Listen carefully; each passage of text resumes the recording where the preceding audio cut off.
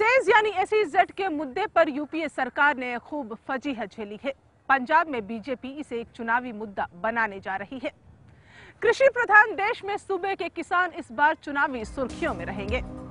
पंजाब में इस बार किसानों की लड़ाई को बीजेपी ने अपने संघर्ष की बुनियाद बनाने का इरादा किया है।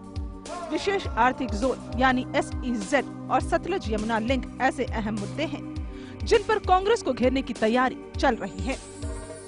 SYL सतलज यमुना लिंक और SEZ स्पेशल इकोनॉमिक जोन, इन दोनों पर बीजेपी का क्या स्टैंड होने वाला है? देखो, SYL की यहाँ बात है, पंजाब के पास जब तक फालतू पानी नहीं होगा तो हम दूसरी राज्यों को पानी नहीं दे सकते। जो एग्रीमेंट हुआ उसमें भी एक तय है कि इतना पानी अगर पंजाब के पास होगा उसके बाद ही पानी मतलब दूसरी स्टेट को जाएगा। तो उतना पानी तो आज हमारे पास भी नहीं है, हमारी नदियाँ भी सूख रही हैं। तो SYL के लिए तो हमारा जो है वो एक बिल्कुल क्लियर कॉन्सेप्ट है कि SYL जो है जो पानी तभी किसी को दिया जाएगा जब पंजाब के पास पूरा पानी होगा। जहाँ तक SEZ की बात है तो मैं समझता हूँ कि शायद पंजाब सरकार इस कंसेप्ट को समझ नहीं पाई। आज फर्टाइल ज़मीन जो है, जो ज़मीन उपजाऊ थी, जिस ज़मीन से किसान फसल लेता था, जिस ज़मीन से किसान खुशहाल था, उस ज़मीन को दे देना इस सरकार की बहुत बड़ी गलती है।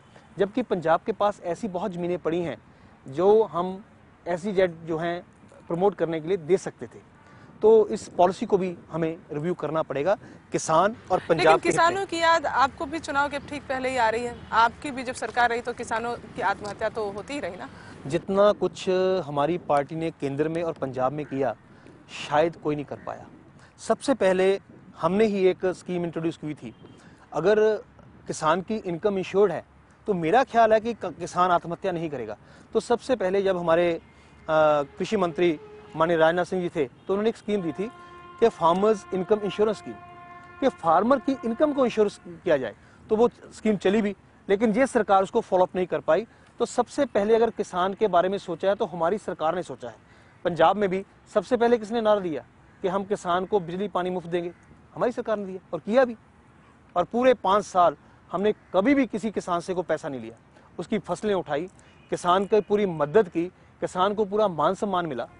चुनाव के वक्त नए सिरे से वादे करना कोई नई बात नहीं है। बीजेपी नेता भी किसानों की जमीनी मुद्दे को अपने चुनावी अभियान का अहम हिस्सा बनाने की फिराक में हैं। आप कुछ वादे करें तो खोखले वादे ना करें। अभी जो हमने कहा वो हमने किया। पिछले 5 साल में किसी ने सोचा था कि किसानों को फ्री बिजली पानी देंगे? हमने दिए। किसी ने सोचा था कि हम लोगों को पेंशन देंगे? हमने दी। किसी ने सोचा था कि एक दलित की बेटी की शादी में 5100 रुपये शगन देंगे? हमने दिया। जो हमने कहा वो हमने किया। मेरे हिसाब से सरकार वही अच्छी है जो दावा ना करे, हर एक चीज़ को बताए कि ये काम होना चाहिए, ऐसे काम होना चाहिए।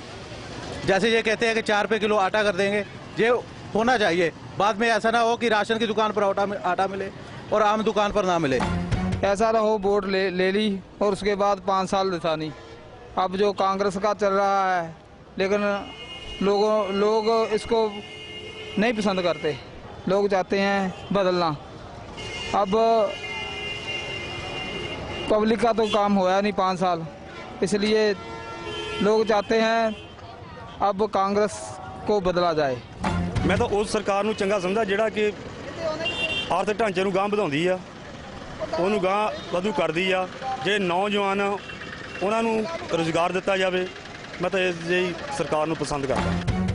पंजाब में किसानों के नाम पर हर बार विपक्ष सरकार पर हमलावर होता है। बात चाहे जो भी हो, लेकिन देश के किसानों समेत प्रदेश के मेहनतकश किसान भी समस्याओं से जूझ रहे हैं। अब देखना ये है कि बीजेपी गठबंधन सरकार बना पाई तो बेहतरी की बात को वो कहां तक साबित कर पाती है। पंजाब के कैप्टन कांग्रेस की टीम को दोबारा ड्राइविंग सीट पर लाने के लिए निकल पड़े एक यात्रा पर। यात्रा का नाम विकास यात्रा, लेकिन अकाली दल समेत बीजेपी के तमाम नेताओं ने उनकी यात्रा और उनकी नीतियों को खारिज करने की पूरी तैयारी की है। कैप्टन अमरिंदर सिंह ने 5 साल में जो कुछ भी किया है उसके प्रचार प्रसार के लिए वो पंजाब की जनता तक सीधे पहुंच बनाने में लगे हुए हैं। एक मिशन की तरह अपने काम को अंजाम देने वाले कैप्टन की यात्रा को बीजेपी नेता अपने पुरजोर विरोध के नजरिए से देखते हैं। पंजाब विकास यात्रा जो अभी अमरिंदर सिंह ने की, उससे आप इस चुनाव में जो आपका भी माहौल है उस पर कोई असर पड़ा है? देखो, एक बात साबित हो गई है जो ये अमरिंदर सिंह जी को यात्रा करनी पड़ी, पंजाब के लोगों का इतना दबाव था, हमारी दोनों पार्टियों की इतनी लोकप्रियता थी कि कैप्टन अमरिंदर सिंह जो कभी जहाज से नहीं उतरते थे उनको बस में बैठा दिया